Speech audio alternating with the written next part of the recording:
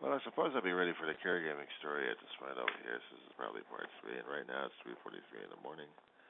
I'm not even alive or awake yet for this shit. But if I was alive or awake yet for this shit, I'd be driving myself crazy at this point. We were at John C. Roseman, California. It's still May 7th, 2023. What the hell am I doing up this early in the morning? I don't know. I'm just losing my damn mind about normal. So, all the shit happening these days, what we're putting ourselves through. Is it all worth it? I don't know. Somebody got to tell me about that one. But we're kicking each other's ass, aren't we? Try this one. Caregiving. Does it kick your ass? That's a hell of a way to start a thing here. Caregiving is one of those emotional, traumatic jobs a person can actually do for another human being.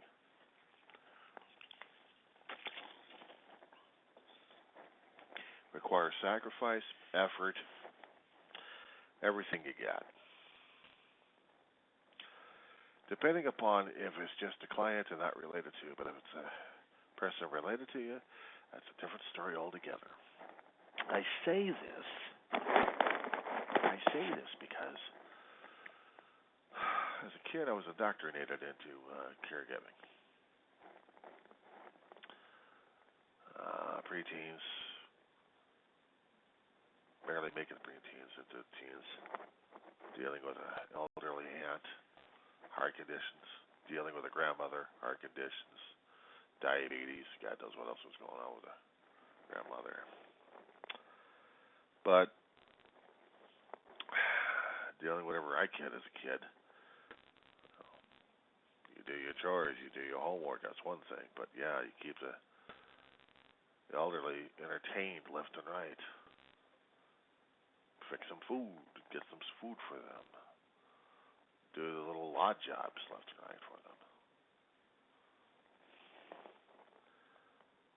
Pray for them like crazy, especially when they keep going into the damn hospital and scare the living crap out of you as a kid. That was me. Yeah, me and Grandma. And, what else? Oh, yeah. And May passes away, tears apart my life right there, and I'm just going through school. Hell of a time to start up junior high, especially when your aunt dies, and then you move, and then you have to deal with a new house, new problems between a mother and a grandmother.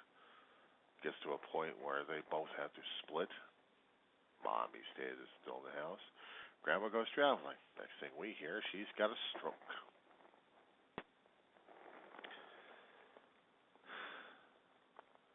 We didn't even see this one coming. We did not see this one coming. How could we have?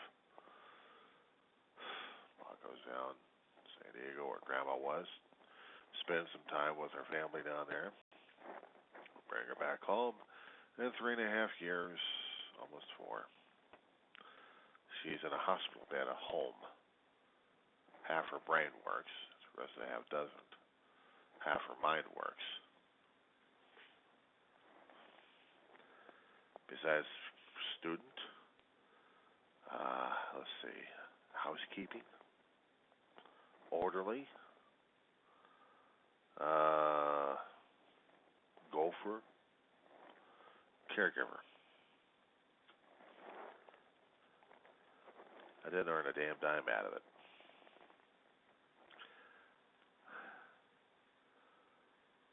I wasn't earning money during that time. I wasn't looking for money during that time. I was helping taking care of a grandmother who lost half her mind. Kept calling out for Fred all the time. Fred was a little kid that she knew a long time ago. She wanted to see him because she thought she was that kid again. And sometimes she had to snap her mind back when she did have her memories. And she'd be able to talk to my mother about things at great length. I wish I had a recorder in those days. But there had to be times when I had to feed my grandmother, fix her food, clean up after her one way or another. Help move her from place to place using those hand crank lifting arms to support an adult Oh my God, no wonder growing up I was scared as hell. Those damn things were a nightmare to deal with. Those hoists. God. Oh God, she hated it. But we had to do it to clean off her bed. Change sheets constantly, every single day. We get her to the pot fine.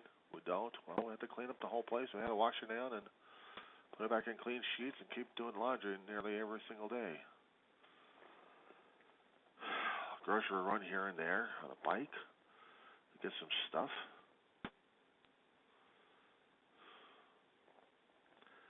Learning how to be a survival cook at home. Not to mention studying at the same time.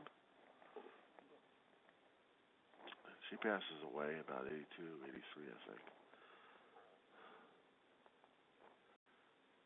And it was hard as hell to see that and go through that. Or was it 84? Somewhere in that time. It's been so damn long ago, I can't barely remember it. A teenager growing up to be a caregiver, not to mention taking a school semester or two to volunteer at a VA just to talk with the elderly people over there. Changes a person left and right, especially when he's grieving a lot for his grandmother.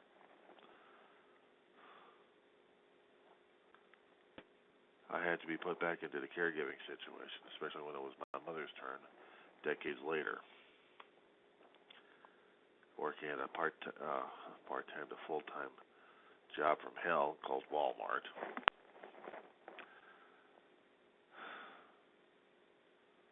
24/7 at this point. Part of it was Walmart. It was if I was lucky, 6 to 8 hour job. And the rest of the time at home, dealing with Mama and her issues. As she became more and more bedridden, my brother and I still had to take care of her. Sometimes we had to call the local fire department to help take care of her. In a lot of circumstances. Taking Mom to the hospital a great deal.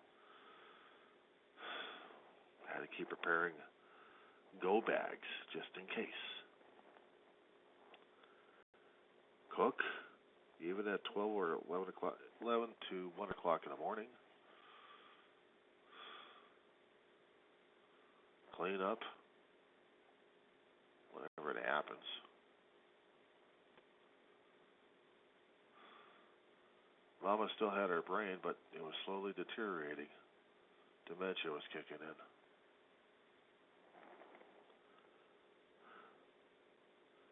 It's hard to sell my brother, too, because he had a bad back, bad knees.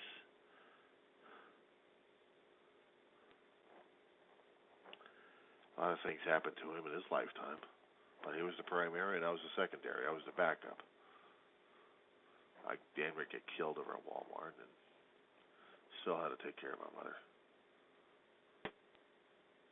Having a tire fall on the face doesn't feel too damn good, especially with a heavy one. It should have killed me right there, but it didn't.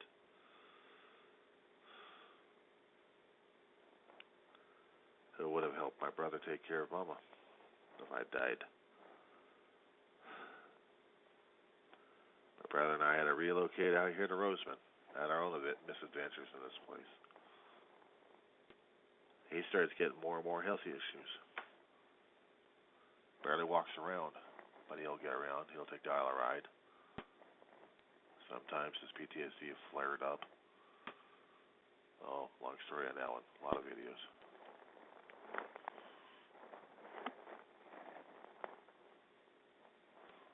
He's gone. Ma 2013, David 2018. One day he's asking for help. No, let's say the day before. He was coming back home from some kind of weird-ass infection or something like that.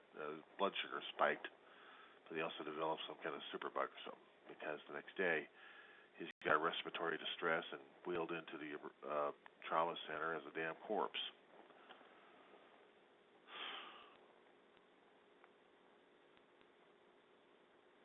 Hit him so damn fast. caring for him the last 5 years of his life.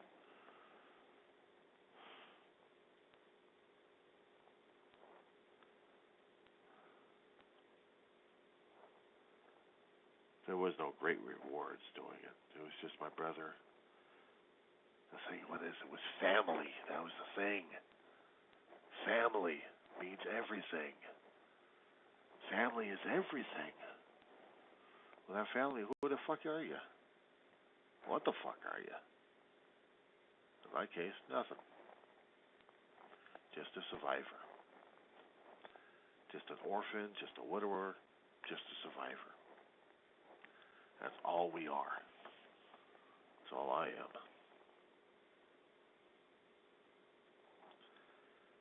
It's not the easiest damn thing in the world to deal with, and especially dealing with family or friends that disappear from you left and right. Don't even want to deal with you. Don't even want to deal with you while you're being a caregiver at this point. Where's the help? Where's the support? Where's the love?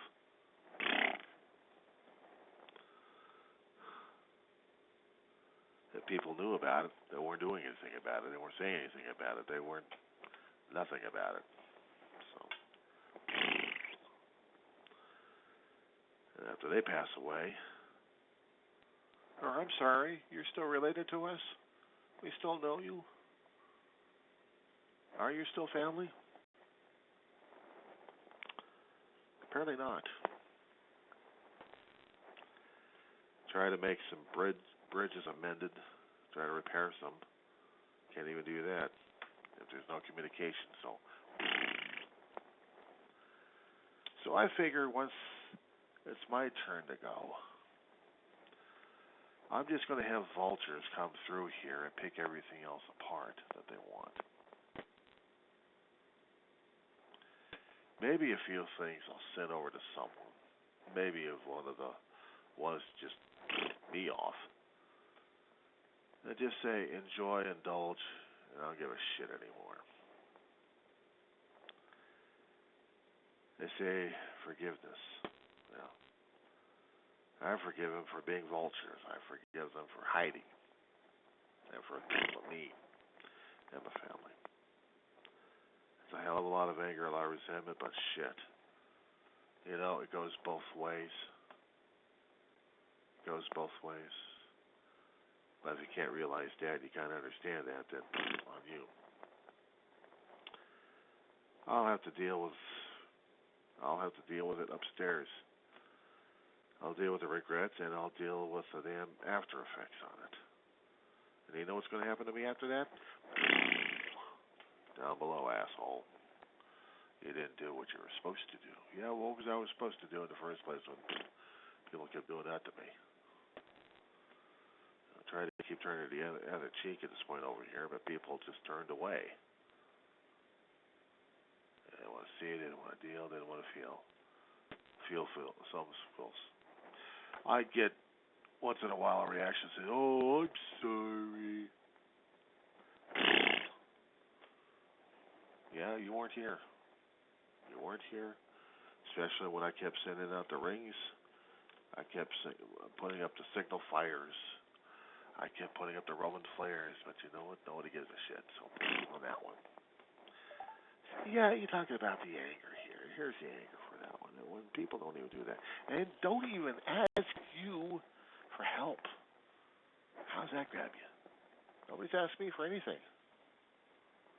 I would have given it a shirt off my damn back. Stinky as it is, but I'll give it a shirt off my damn back. They needed it, but nobody wants. So what am I supposed to do? That's how it is. My caregiving situation. I take care of a dog. She takes care of me. We're both getting old and senile, probably. It doesn't matter. We're alive for each other. We're dealing with each other, and that's all it is. Nobody else likes it.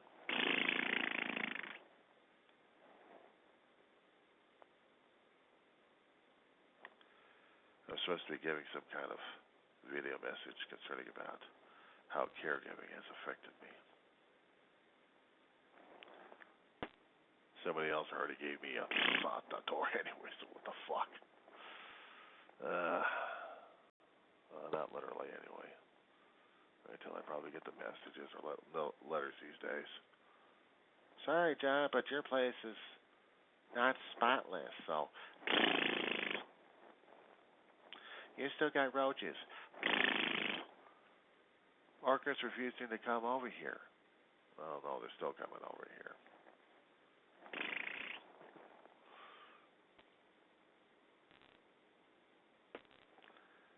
How do we end this video? Works for me.